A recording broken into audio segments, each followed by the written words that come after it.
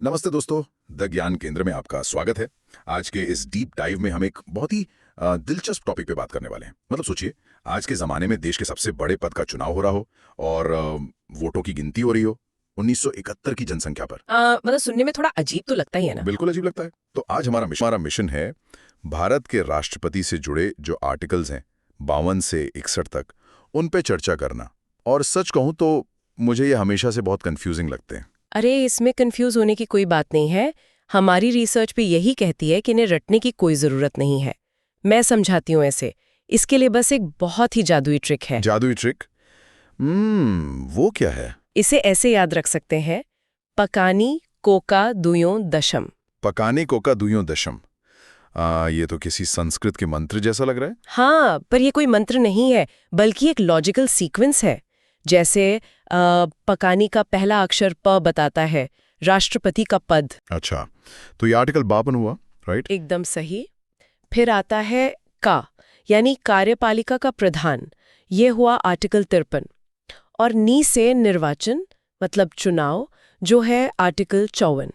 तो पहले एक पद होगा, फिर उसे पावर मिलेगी और तब जाकर उस इंसान को चुना जाएगा। क्या बात है।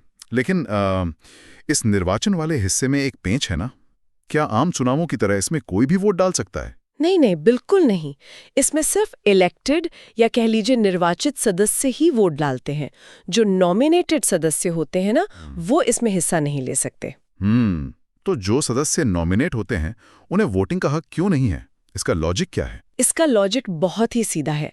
देखिए, नॉमिनेटेड सदस्यों को राष्ट्रपति ही चुनते हैं ना, सरकार की सलाह पर। हाँ, ये तो है। तो अगर उन सदस्यों को राष्ट्रपति चुनाव में वोट देने का अधिकार मिल गया, तो सत्ता में बैठी सरकार अपने ही लोगों को नॉमिनेट करके फायदा उठा सकती है।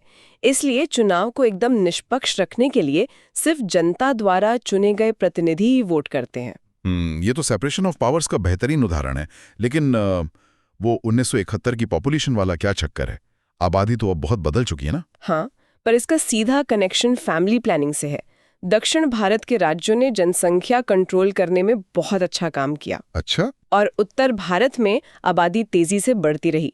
अब अगर आज की जनसंख्या पर वोट की वैल्यू तय होती, तो बेचारे अच्छा काम करने वाले राज्यों को तो नुकसान हो जाता, उनकी राजनीतिक ताकत कम हो जाती। राइट।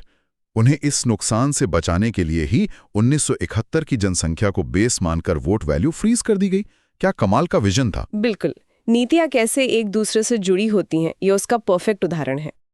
आगे बढ़ते हैं हमारे मंत्र के अगले हिस्से पर, कोका और द्यों। हाँ, तो को से कोटा यानी चुनाव की रीति, ये है आर्टिकल 55। और का से कार्यकाल, जो कि 5 साल का होता है, ये है आर्टिकल 56। और द्यों का मतलब दोबारा नियुक्ति और योग्यताएं। एकदम सही पकड़े हैं। आर्टिकल 57 कहता है कि दोबारा नियुक्ति पर कोई रोक नहीं है, और आर्टिकल 58 में योग्यताएं दी गई हैं। कम से कम 35 साल उम्र होनी चाहिए। ये जो चुनाव की रीति है, सिंगल ट्रांसफरेबल वोट सिस्टम, ये हमेशा सिर के ऊपर से जाता है। मतलब हम लोग जाकर सीधा बटन क्यों नहीं दबा सकते? इसे ऐसे समझिए जैसे आप किसी रेस्टोरेंट में गए हो, आपने अपनी फेवरेट डिश ऑर्डर की, पर वो खत्म हो गई है। तो वेटर आपसे दूसरी पसंद पूछता है। बिल्कुल। राष्ट्रपति चुनाव में भी विधायक या सांसद सिर्फ एक इंसान को वोट नहीं देते, वो उम्मीदवारों को 1, 2, 3 ऐसी रैंकिंग देते हैं। अच्छा, तो अगर पहली पसंद वाले को मेजॉरिटी नहीं मिली, तो वो वोट दूसरी पसंद वाले उम्मीदवार को ट्रांसफर हो जाएगा? हाँ, इससे कोई भी वोट वेस्ट नहीं होता और जीतने वाले को असली बहुमत मिलता है। बेहतरीन एनालॉजी। और योग्यताओं में एक शर्त ये भी है ना कि कोई ऑफिस ऑफ प्रॉफिट या लाभ का पद नहीं होना चाहिए। इसका क्या मतलब हुआ? मतलब अगर आप सरकार से सैलरी ले रहे हैं, तो आप निष्पक्ष होकर सरकार के ही फैसलों की समीक्षा कैसे करेंगे? ये तो साफ साफ कॉन्फ्लिक्ट ऑफ इंटरेस्ट हो जाएगा। बिल्कुल। एक ही समय में आप सरकार के कर्मचारी और देश के सर्वोच्च अधिकारी नहीं हो सकते। सही है। अब आते हैं हमारे आखिरी पड़ाव पर, दशम। हाँ, द से दशाएं आर्टिकल 59, श से शपथ आर्टिकल 60 और म से सबसे गंभीर प्रक्रिया महाभियोग या इम्पीचमेंट, जो है आर्टिकल 61। ये इम्पीचमेंट वाला पार्ट बड़ा सीरियस है। भारत में राष्ट्रपति को हटाना अमेरिका से इतना अलग क्यों है? क्योंकि भारत में ये प्रोसेस जानबूझकर बहुत सख्त बनाया गया है। यहाँ हटाने का सिर्फ एक ही ग्राउंड है, संविधान का उल्लंघन। बस एक ही ग्राउंड? हाँ, और संसद के किसी भी सदन में प्रोसेस शुरू करने के लिए 14 दिन का नोटिस चाहिए। फिर कुल सदस्यों के 2/3 विशेष बहुमत की जरूरत होती है, जो कि मिलना बहुत ही मुश्किल है। बिल्कुल।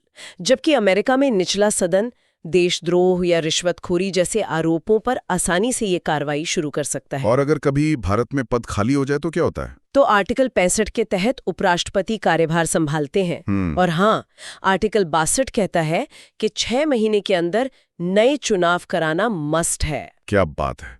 मतलब बिना किसी रट्टाफिकेशन के हमने पूरे 10 आर्टिकल्स का लॉजिक समझ लिया। संविधान की हर लाइन के पीछे गहरी सोच छुपी है। हाँ, जब नियमों के पीछे का क्यों और कैसे समझ आ जाए ना, तो कुछ भी बोरिंग नहीं लगता। एकदम सही कहा। तो इस डीप डाइव को यहीं विराम देते हैं। पर जाते जाते एक विचार मंथन के लिए सवाल छोड़कर जा रहा हूँ। कौन सा सवाल? हमने ये तो जान लिया कि आर्टिकल 60 शपथ के बारे में है, लेकिन जब राष्ट्रपति ही देश का सर्वोच्च पद है, तो उन्हें ये शपथ दिलाता कौन है? अरे हाँ, ये तो सोचने वाली बात है ना? ये एक ऐसा दिलचस्प सवाल है जिस पर खोजबीन होनी चाहिए। तो इस सवाल का जवाब कमेंट्स में जरूर साझा करें। मिलते हैं अगले डीप डाइव में।